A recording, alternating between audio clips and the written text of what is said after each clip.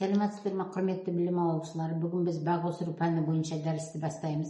12-ші дәрістің тақырыбы қарақатты өсіру технологиясы. Қарастырылатын сұрақтар: қарақаттың сипаттамасы, отырғызу және күтім жасау, қарақаттың өнімділігі және қорғау шаралары. Қарақат, смородина, қой қарақат, аю қарақат деп екіге бөлінеді. Барлық жерлерде кездеседі деуге болады. Қолдан өсірілген қарақат сорттары да жабайы қарақаттан шығарылған. Республикада жалпы сырт қыртыстарында Ертіс, Есіл, Тобыл өзендерінің бойында Алтай, Сауыр, Тарбағатай, Қарқаралы, Жоңғар таулары мен Мұғалжар төңірегінде өседі. Көбінесе орманды, дала, өзен, көл жағалаулары мен тау беткейлерінде, ылғалды жерлердің көбінде тамыр жайып жемістене береді. Қарақаттың биіктігі 100-150 см, бұтақтары тік, өркендері көктемде бозғылт, күзде қоңыр түске енеді. Жапырақтарының ені 10-12 см, оның үстіңгі беті жылтыр және астыңғы беті түкті болып келеді. Қарақаттың жалпы сипаттамасы: қарақат тас жарған тұқымдасына жататын бұта. Қазақстанда Алматы, оңтүстік Қазақстан облыстарында өсірілетін 11 түрі бар. Биіктігі 60 см-ден 2 метрге дейін жетеді. Бұтағы тікенекті, жапырағы жалпақ, 3-5 қалақшасы бар, гүлі ұсақ, екі үйлі, көбінесе қос жынысты, кейде дара жынысты болып келеді. Маусым шілде айларында гүлдеп, шілде-тамызда жемісін береді. Жемісі жидек. Жеміс шоғында 12-18 түйір жемісі болады. Жеміс құрамында 12-20% құрғақ зат, 78-83% су, 5-10% қант, 2-4% түрлі қышқылдар болады. Қарақат әртүрлі дәрумендерге бай. Оны кейде дәрумендердің табиғи және комплексті қоспасы деп те атауға болады. Жидегінің құрамында 7-11% қант, 6,68-1,02 пектинді заттар, кальций тұзы, темір, фосфор бар. С дәрумені 300-400 мг, А витамині 0,7, В витамині 0,6% кездеседі. Қарақат құрамында С дәруменінің мөлшері бүлдіргеннен 5, таңқурай қарылғаннан және цитрустық дақылдардан 7-8, алма мен алмұрттан 10-12, шиеден 220-40, жүзімнен 100 есе көп. Қарақатты өңдегеннің өзінде оның құрамындағы С дәрумені сол күйінде, яғни 80-90% сақталады деуге болады. Мысалы, қайнатпа және компот даярлағанда С дәрумені 42-100%, жартылай мұздатылғанда 40-70% сақталады.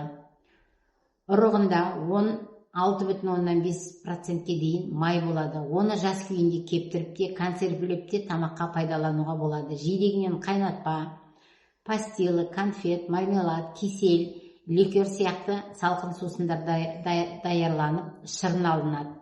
Бүршігі мен жапырағы кондитер мен дәрумен өндірістерінде кеңінен қолданылады. Қарақат халық медицинасына кеңінен қолданылады.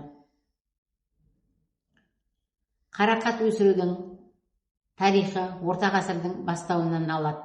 Бұлай дейтініміз, жидек қалдықтары 11 ғасырға жататын ескі қалалар мен қоныстардан табылып отыр. Тіпті Мәскеудегі Смородиновка деп аталатын өзеннен де табылған. Бертін келе 15-17 ғасыр саяхатшылары мен ғалымдары өз еңбектерінде қарақатты бірнеше рет айтады.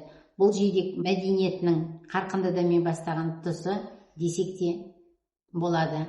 Жазбаларға қарағанда, сол кездегі қарақаттың бүгінгіден айырмашылығы болмаған. 18 ғасырдың соңына дейін Италия, Франция жерлерінде қарақатқа дәрілік өсімдік ретінде назар аударыла бастады. Батыс Европа, әсіресе Англия мемлекеті, ақш және Канада елдері де қарақатты өсіру, игеру жұмыстарына етене кірісуде. Өсіруге қоятын талаптары: қарақат қоңыржай климаттың салыстырмалы түрде қысқа төзімді өсімдік. Маусымның соңы, шілденің басында жидек қалыптаса бастағанда жоғары температура жидектің шашылуына, жас жапырақтардың жарақаттануына және құрғауына, өрмекші кенешіктің зияндылығының артуына әкеледі. Қарақаттың өнімділігінің сезілетіндей төмендеуіне көктемгі ызғарлар, әсіресе далалық аймақта ықпал етеді. Гүлдер үшін ауа температурасы -2 Цельсий және одан да төмен болуы қауіпті, ал -3 Цельсий және одан төмен температурада гүлдерінің бәрі үсейді. Қарақат үшін 1-1,5 Цельсий градус теріс температура қауіпті деп саналады. Қазақстанның солтүстігінде қарақаттың бүршіктерінің ашылуы сәуірдің ортасында және соңында байқалады. Осы кезде суықтың қайталануына байланысты қарақат жиі үсікке шалдығады. Қарақат жапырағын жайғаннан 20-25 күннен соң гүлдейді. Гүлдеуі 7-18 күнде. Әдетте ауаның тұрақты температурасы 12-13 Цельсий градустан 15-16 Цельсий градусқа дейін болғанда жүреді. Және мамырдың 1-2 онкүндігінде тұтас келеді. Жидектері гүлдегеннен 50-65 күннен соң шілденің соңына, тамыздың ортасына дейін пісіп жетіледі. Қарақатты егу.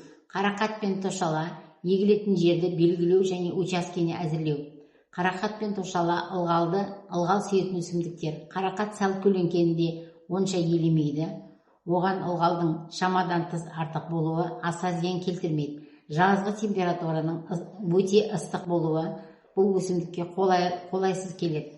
Қызыл қарақат қуаңшылыққа мейлімше төзімді келеді, жарықты көп керек етеді. Бұл оңтүстік және солтүстік шығыс Қазақстан жағдайында қарақатқа қарағанда қысқа төзімді келеді. Бұның барлығы қарақат пен тошаланы егуге орын таңдағанда есте ұстау қажет. Қарақатты егу үшін ылғалды учаскені таңдап алу керек. Бұл үшін ойпат жерлерде пайдалануға болады. Таулы бөктерлерде қарақат егу үшін сайдың сағалары қолайлы келеді. Сондай-ақ беткейлердің ойпатты бөлігін пайдаланған дұрыс. Ашық учаскеге отырғызған қарақаттың түйіндері жаппай түсіп қалатыны байқалады. Жидегі өте ұсақ болады, жеміс беретін бүршіктері үсіп кетеді, өнімі шұғыл кемейді. Қарақаттың бұтақтары сұрыптық ерекшеліктерінде және өсу жағдайларына байланысты 10-12 жыл тіршілік етеді. Бірақ олар ең жоғары өнімділігін 4-5 жылдары береді. Қарақат жидегін 1 жылдық өскіндерде байқауға болады. Күтіп баптау. Қарақат бұталы өсімдіктер болып есептеледі. Бұлардың атпа тамырлары болмайды. Негізгі түбінен көптеген шыбықтар өседі. Шыбықтар түпке жақындаған сайын көп болса, соншалықты берік болып өседі. Бұлардың ең қуаттылығы тамырға жалғас шыбықтар болып есептеледі. Қарақаттың жеміс бүршігінің тіршілігі 3 жылға созылады. Мұндай жағдайда бір рет жеміс берген бүршік келесі жылы өнім аз береді. Сондықтан жеміс беру келесі жылы да жас шыбықтарға ауысады. Қарақат жеміс беру жағынан алғанда өте бағалы өсімдік болып есептеледі. Оның бұтақтары 2-3 жыл бойы жеміс бере алады. 4 жылдық бұтақтардың өнімділігі аз, жидегі ұсақ болып кетеді. Қызыл қарақаттың және тошаланың 6-7 жылдық бұталары жақсы жеміс бере алады. Қарақат пен тошала көктемде ерте көктейді. Таңқурамен бүлдіргеннен ерте гүлдейді. Гүлдеу мерзімі 10-20 күнге созылады. Гүлдегеннен кейін шамамен айтқанда 2 айдан кейін бұл өсімдіктердің жидегі піседі. Қарақаттың түрлері. Курчатка қарақаты, янчевский қарақаты бізге белгілі. Медицинада қолданылуы. Медицинада қарақатты жасаған қоймалжың тұнбамен, асқазан ішек жолдарының ауруларынан, асқазан сөлінің кеміп кетуін, Альцгеймер мен диабет, антисклероз, тыныс жолдары ауруларын емдейді. Қарақаттың көзді көруін жақсартатын тамаша қасиеті бар. Жемісті және шырындарын, йогурттарды жиі қорек еткен жағдайда. Қорытындылай келе, қарақат Қазақстанның қоңыржай, салқын аймақтарында жақсы өсетін, жоғары өнім беретін жидек дақыл. Оның өсу технологиясы, дұрыс агротехникалық шараларды сақтауды, сапалы отырғызу материалдарын пайдалануды және үздіксіз күтімді қажет етеді. Қарақат ылғал мен қоректік заттарға бай, құнарлы топырақта мол өнім береді. Өсімдік суыққа төзімді болғанымен, көктемді үсіктермен, жазғы ыстық, оның өнімділігіне кері әсер ету мүмкін. Сондықтан отырғызылу уақыты мен орнын дұрыс таңдау табысты шаруашылықтың кепілі. Бұтаны уақытылы кесу, тыңайтқыш енгізу, зиянкестерме ауруларға қарсы шаралар қолдану, жоғары сапалы мол өнім алудың басты шарты. Қарақатты көбейтудің әртүрлі тәсілдері, яғни қалемше, сұратпа сабақ, жасыл қалемшелер, осындай тәсілдер бар. Олардың барлығы да ғылыми тұрғыда дәлелденген және өндірісте тиімді пайдаланып отыр. Механикаландырылған жинау, кесу тәсілдері еңбекті азайтып, өнімнің өзіндік құндылығын төмендетеді.